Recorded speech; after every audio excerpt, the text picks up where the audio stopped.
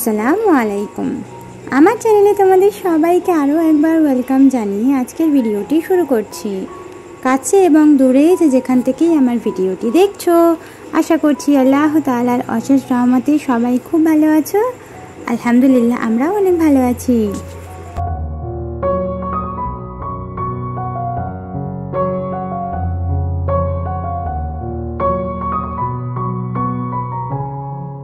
তো সবাইকে চাঁদ রাত এবং সেই সাথে কিন্তু ঈদের অনেক অনেক অনেক মোবারক, সাথে অনেক অনেক শুভেচ্ছা দোয়া রইল তোমাদের সবার জন্য।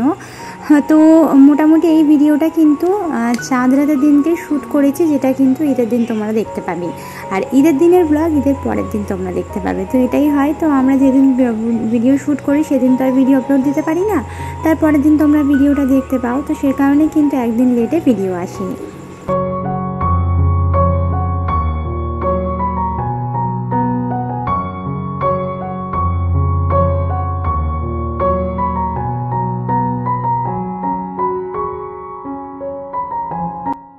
তো আগের দিন যে কাচাকুচি করে রেখেছিলাম, সেই কাচাকুচি করার পর্দাগুলো কিন্তু লাগানো হয়নি। তো আজকে সকালবেলায় লাগাচ্ছি, অর্থাৎ আজকের চাঁদ রাতের দিনকেই সকালবেলায় সবগুলো লাগিয়ে নিচ্ছি। তো এখন বারান্দার পর্দাটা লাগালাম, ঘরের পর্দাটা লাগিয়ে সাথে এখানে বিছানাটাও তুলে নেব।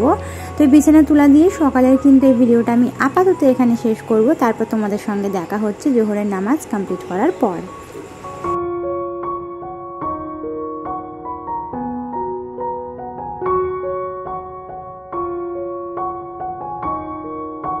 তো এই যে জোহরের নামাজ কমপ্লিট করার পর কিন্তু এখানে বসে পড়েছি অনেকগুলো কাজ করব বলে।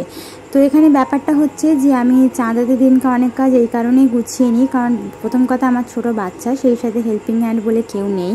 মেয়েকে ধরার লোক আছে, কিন্তু মা ধরবেন, কিন্তু সংসারের কাজগুলো তো আমাকেই করতে হবে। তাই যতটা সম্ভব চেষ্টা করি নিজের কাজ নিজে কমিয়ে রাখতে, যাতে পরের দিন সকাল থেকে অত বেশি টেনশন হেডেকটা মাথার মধ্যে না কাজ করে, সেই কারণে।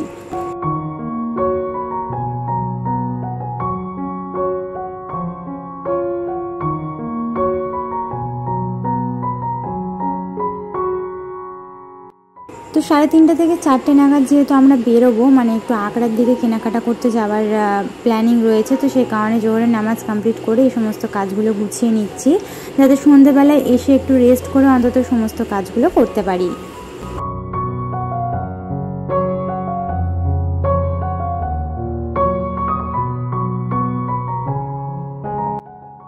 তো সন্ধ্যের পরে এসে বা রাত্রের দিকে পায়েসটা রান্না করব, তাই এখানে চালটা গুঁড়ো করে রেখে দিলাম।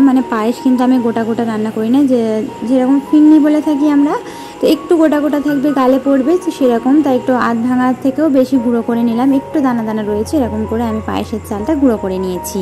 তো তারপর কাবাবের প্রিপারেশনটা করে কাবাবটাও আমি করে রাখবো, যাতে সন্ধ্যের পরে এসে আরও কিন্তু অনেক কাজ থাকবে, যেমন ভিডিও এডিটিং সব থেকে প্রথমে, দ্বিতীয়ত থাকবে ময়দাটাকে মাখতে হবে, তৃতীয়ত হচ্ছে ঘরদোর ক্লিন করতে হবে, তারপর তোমার আরও কাজ রয়েছে, সেমাইটা বানাতে হবে, নারকেল কুটতে হবে, নারকেলের দুধ বার করতে হবে, কাজ প্রচুর আছে।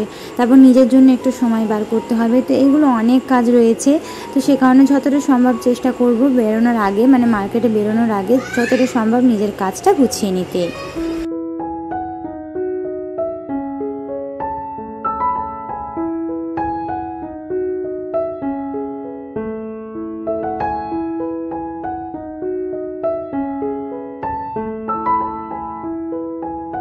তো বেসিক্যালি আমি যেভাবে কাবাব বানিয়ে থাকি এর আগেও তোমাদের সাথে শেয়ার করেছি। তো ফ্রোজেন কাবাবই আমি করে রাখবো, তবে এটা বেশি দিন থাকবে না, 2-3 দিনের ভিতরেই আমরা খেয়ে নেব। তো সে কারণে এটাকে ফ্রোজেন বলবো না, এইভাবে তোমরা ফ্রোজেন করে রাখতে পারো। যদি ডিপ ফ্রিজে রাখো তাহলে 15 দিনের মতো আরামসে রাখতে পারবে। তবে আমি ডিপ ফ্রিজে রাখবো না, কারণ এটা 2-3 দিনের ভিতরেই কিন্তু আমি খেয়ে নেব, সেই কারণে আমরা খেয়ে নেবো আর কি। তো যাই হোক, এখানে কিন্তু আমি গরুর যে মাংসটা, সবাই বলে মেশিনে দিলে টেস্ট হয় না, কারণ আমরা অনেক সময় ধরে ব্লেন্ড করে ফেলি। সেটাকে কিন্তু একবার ঘুরিয়ে বন্ধ করে দিলেই যে যতটুকু ব্লেন্ড হবে, সেই ব্লেন্ড অনুযায়ী যদি তুমি ব্লেন্ড করে নিতে পারো, তাহলে দেখবে শিলপাটাই থেতো করা গরুর মাংস আর মেশিনে আর কি থেতো করা গরুর মাংসের মধ্যে কোনো রকম কোনো তফাৎ থাকবে না। তো এইভাবে খুব ভালোভাবে সবগুলো গরুর মাংস আমি খুব ভালোভাবে ব্লেন্ড করে নেওয়ার পর এর মধ্যে সমস্ত রকমের মশলা দিয়ে দিয়ে তারপর কিন্তু এটাকে আমি ছোট ছোট করে ডো করে নেব একটা হাঁড়ির মধ্যে। হাঁড়িতে আমি আগে একটু সাদা তেল হোক বা সর্ষে তেল হোক যাই থাকুক একটু দিয়ে দেবে, তাহলে কিন্তু এটা যখন তুমি সিদ্ধ করবে হাঁড়ির মধ্যে লেগে যাবে না। তো এর মধ্যে সামান্য একটুখানি পানি দিয়ে কিন্তু এটা সিদ্ধ করে নিতে হবে।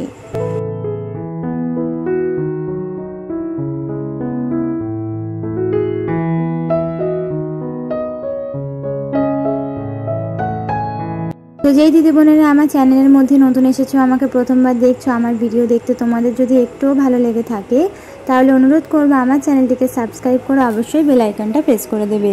এতে করে যেটা হবে আমার ভিডিও ছাড়া মাত্রই তোমাদের কাছে নোটিফিকেশনটা পৌঁছে যাবে। আর যারা অলরেডি কাজটা করে দিয়েছো তাদের কষ্ট।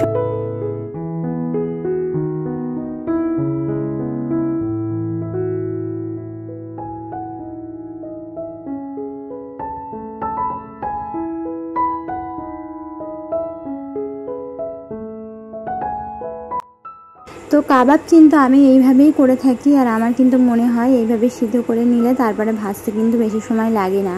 নাহলে ডাইরেক্টলি তুমি যদি তেলের মধ্যে এটাকে ভাজতে যাও অনেক বেশি পরিমাণে পানি বের হবে, সিদ্ধ করতে হবে আলাদাভাবে, তারপর তুমি ভাজা ভাজা হবে, অনেক সময় লাগে। তাই আগে যদি তুমি এইভাবে সিদ্ধ করে নিয়ে রেখে দিতে পারো, জাস্ট তেলের মধ্যে হালকা করে একটু ভেজে নেবে, খেয়ে নেবে, ব্যাস এত সহজে হয়ে যায় যে ধারণার বাইরে। তো আমি কিন্তু এইভাবেই কাবাবটা বানিয়ে থাকি। তো ব্যাস এভাবে কিন্তু খুব সহজে কাবাবটাকে সিদ্ধ করে নিয়ে ঠান্ডা করে নিয়েছি, নিয়ে একটা কন্টেনার করে নর্মাল ফ্রিজে আমি রেখে দিচ্ছি। এটা 2-3 দিন আরামসে থাকবে বা 1 সপ্তাহের জন্যই থাকবে। আর তুমি যদি তার বেশি স্টোর করতে চাও তাহলে অবশ্যই এটাকে ডিপ ফ্রিজে রেখে দিতে পারো, তাহলেই হয়ে যাবে ফ্রোজেন কাবাব।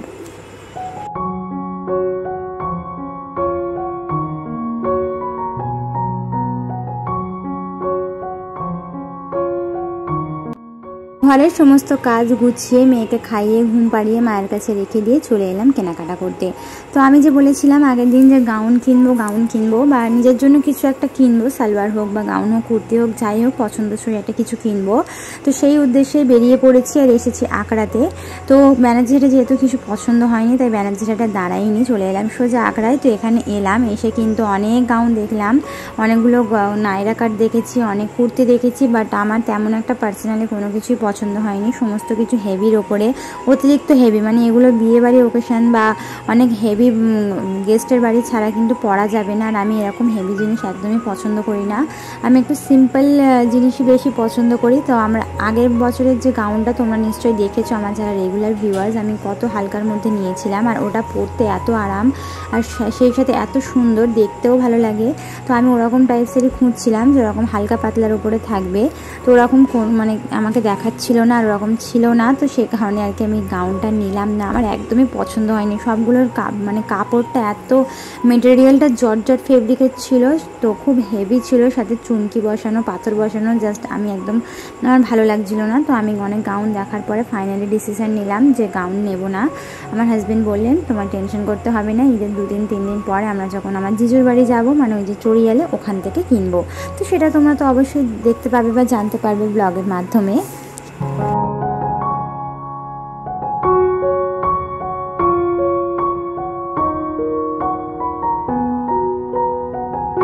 তো রাস্তার মধ্যেই আজান দিয়ে দিয়েছিল, তো এই গাড়িতে বসেই আমি জাস্ট পানি খেয়ে নিয়েছিলাম। তো বাড়িতে এসে ইফতার সেরে এবারে দেখাবো কি কি কিনে আনলাম বা কী কী কেনাকাটা করেছি। আর সেই সাথে কিন্তু ওখানে আমার জিজু এসেছিলেন, মানে যেই দিদির বাড়ি আমার আকড়া থেকে একটুখানি আমলিতলা, যারা চেনো আমলিতলা সামথিং বলতে পারো, তো তারা চেনো কানখুলি, মানে ওখানে কিন্তু আমার দিদির আরেকটা দিদির বাড়ি। তো সেখান থেকে আমার জিজু এসেছিলেন, মেয়ের জন্য একটা জুতো কিনেছেন, তো সেই জুতোটা দিতে এসেছিলেন। তো সেটাও তোমাদের সাথে শেয়ার করি। এই যে জুতোটা দেখতে পাচ্ছ, এর মধ্যে আবার লাইট রয়েছে, জুতোটা ভীষণই কিউট হয়েছে। আর এই জুতোটা কিন্তু আমার দিদি ওকে দিয়েছে, আমার মেয়েকে। আমি জামা কিনতে বারণ করেছিলাম, ওর অনেক জামা হয়ে গেছে তাই জন্য। হ্যাঁ, তো এই সাথে কিন্তু জামাও দুটো দিয়েছে, এমন নয় যে দেয়নি। এখানে একদম দড়ি বাঁধা সুন্দর সফট, মানে গরমে পরার জন্য দুটো জামা দিয়েছে। তবে আমি জামা দুটো মেয়েকে পরাবো না, আমি রেখে দেবো। তো এখানে এই যে দেখালাম দুটো সর্ষে তেল, সাদা তেলও কিনে এনেছি, এগুলো তো লাগবে। আর এই যে হলুদ কালারের কিউট নেটের ড্রেসটা তোমরা দেখতে পাচ্ছ, একেবারে বারবি ডলের মতো, এটা কিন্তু আমার যা দিয়েছে, মানে আমার তো একটাই যা, তো তারা দিয়েছে আর কি আমার মেয়েকে। তো কালকে দিয়েছে, তো আমার শেয়ার করা হয়নি, তো এই ভিডিওতে শেয়ার করে দিলাম। তো ড্রেসটাও কিন্তু ভীষণই কিউট হয়েছে, একেবারে বারবি যেরকম পুতুলের যে ড্রেস হয় নেটের, সুন্দর একটা ফ্রক টাইপসের। আর এটা কিন্তু বেশ বড় সড়োই ছিল, একটু কিছুদিন পরেও পরানো যাবে। আর নিচে এই যে দেখতে পাচ্ছ কত সুন্দর করে আর কি নেটের কাজ করা রয়েছে, ভীষণই কিউট লাগছিল ড্রেসটা। যখন আমার মেয়ে পরবে তোমাদের সাথে শেয়ার করব নিশ্চয়ই। তো এই ড্রেসটা দিয়েছি আমার যারা। তো তারপরে দেখায় আর কি কি কিনেছি বা আর কি পেয়েছি আমার মেয়ে।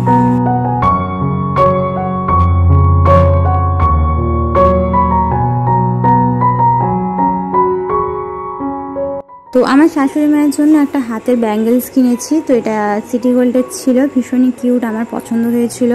তো সে কারণে এটা নিয়েছি। আর আমার তো হাতে হবেই না, বড় হবে, আমার হাতে কোনো কিছু ফিট হতে চাই না, আমার 22 সাইজের লাগে সব জিনিসটা, এত ছোট ছোট লাগে। তো যাই হোক এখানে নিয়েছি, এটা আমি একটু পরে দেখিয়ে দিলাম তোমাদেরকে। তো কেমন লাগছে কমেন্ট করে জানিও। তো এই বালাটা নিয়েছি আমার শাশুড়ি মায়ের জন্য।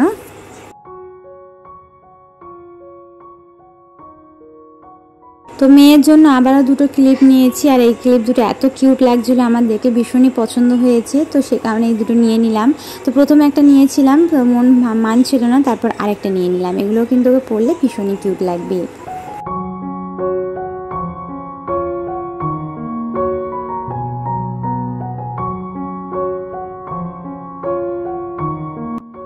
তো তারপর লাচ্চা সেমাই কিনেছি, যেটা তো তোমরা ভিডিওতে দেখতেই পেয়েছো, আখড়ায় দাঁড়িয়ে লাচ্চা সেমাই কিনছিলাম। তো ওটা কিনেছি। আর তারপর এখানে দুটো চেইন কিনেছি, আমার একটা মায়ের একটা।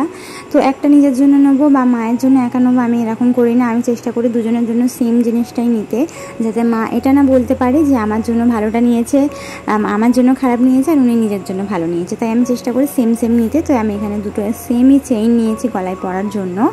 আর তারপর কিন্তু এবারে তোমাদেরকে দেখাবো এই দুটো গার্ডার নিয়েছি, বা এই দুটো ক্লেজার যাই বলে থাকো না কেন, ক্রাঞ্চিস বলে থাকো। তো এই দুটো নিয়েছি। আর ইত্তেফাকে হলুদ কালারটার জামার সঙ্গে ম্যাচ হচ্ছিল। আর আমার দিদি বললাম এই আমার জায়ের ছেলের জন্য, মানে আমার জায়ের ছোটো ছেলেটার জন্য এই ড্রেসটা পাঠিয়েছে। হ্যাঁ, তো ডবল ছিল, ভিতরে একটা আলাদা, ওপরে একটা আলাদা ছিল, মানে কোট টাইপসের জামাটা ছিল। হলুদ কালারের ওপরে জামাটা কিন্তু খুবই কিউট লাগছিল। আর এই যে দড়ি বাঁধা দুটো, এই দুটো আমার মেয়েকে দিয়েছে, কিন্তু আমি এই জামাটাকে ওকে পরাবো না, এটা আমি রেখে দেবো।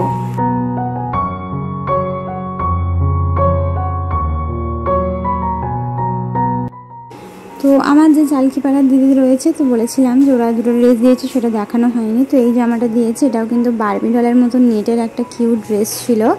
আর এই ড্রেসের সঙ্গে আরেকটা জামা দিয়েছে, যেটা হচ্ছে গরমে পরার জন্য, মানে টেপ জামা টাইপসের বলতে পারো, যেটা আর কি গরমে পরলে খুবই আরাম পাবে।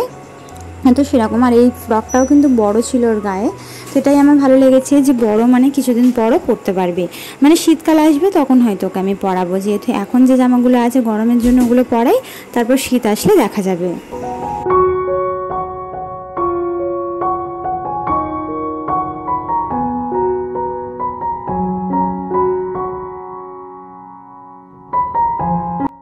তো এই যে ড্রেসটা দেখো, দেখেই তোমরা বুঝতে পারছো কতটা পরিমাণে সুন্দর লাগছে, আর সাথে সফটও ছিল। এটা একদম পিওর কটনের ড্রেস ছিল, আর আমার কিন্তু হাতের মুঠোয় চলে আসছে। তো এই ড্রেসটা আর ওই যে আকাশি কালার যে ফ্রকটা, এটা আমার চালকিপাড়ার দিদি দিয়েছে। তো তোমাদেরকে দেখিয়ে দিলাম।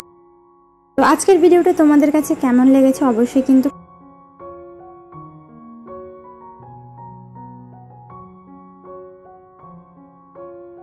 তো আজকের ভিডিওটা এ পর্যন্তই ছিল। আশা করছি পরবর্তী ভিডিও পর্যন্ত তোমরা সবাই সুস্থ থাকবে, ভালো থাকবে। আল্লাহ হাফিজ, আসসালামু আলাইকুম।